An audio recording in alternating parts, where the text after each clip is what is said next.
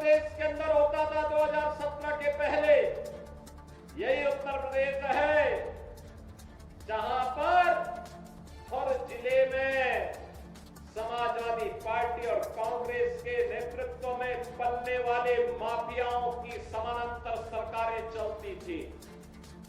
यह अम्बेडकर नगर में भी चलती थी। याद करिए,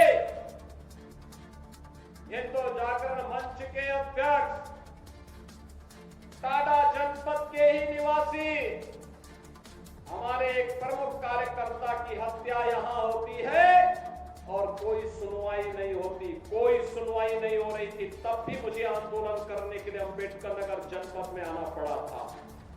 तब भी हम लोगों ने आंदोलन किया था माफिया के खिलाफ और समाजवादी पार्टी की सरकार की अराजकता के खिलाफ।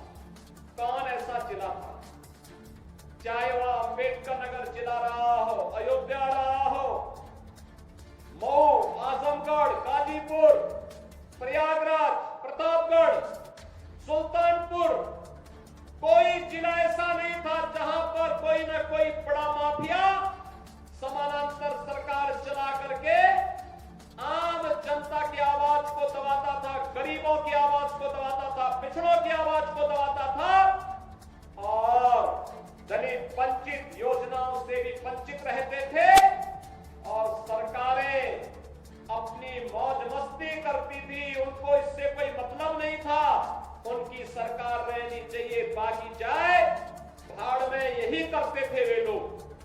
लेकिन 17 के बाद एक एक करके माफिया कहां चले गए ये भी आप सब जान रहे हैं।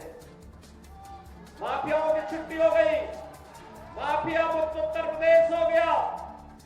जो लोग पर्व और त्योहार में विघ्न बाधा डालते थे, देखने बाधा समाप्त हुई। अब पर्व और त्योहार शांतिपूर्ण तरीके से मनाए जा रहे हैं। बेटी और व्यापारी की सुरक्षा पर जो खतरा पैदा करते थे वे सभी गायब हो गए और जो बचे हैं वे भी अपनी अंतिम यात्रा की तैयारी कर रहे होंगे।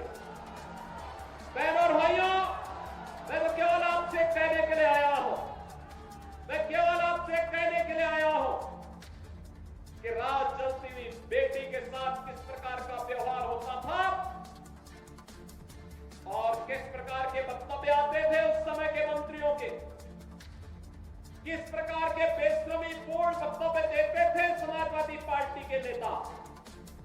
बहनों और भाइयों, ये किसी से छुपा हुआ नहीं है और इसीलिए मैं आज आपसे कहने के लिए आया हूं, एक बेटी तो सबकी बेटी होती है। उस बेटी का सम्मान और उसकी रक्षा पूरे समाज का दायित्व बनता है। लेकिन ये समाजवादी पार्टी इसका महत्व कहां समझ पाएगी। यहां तो गुंडों की भरपूर फौज खड़ी थी, उनको लेकर के लोग चलते थे, उनको अपना शागिर्द मानते थे।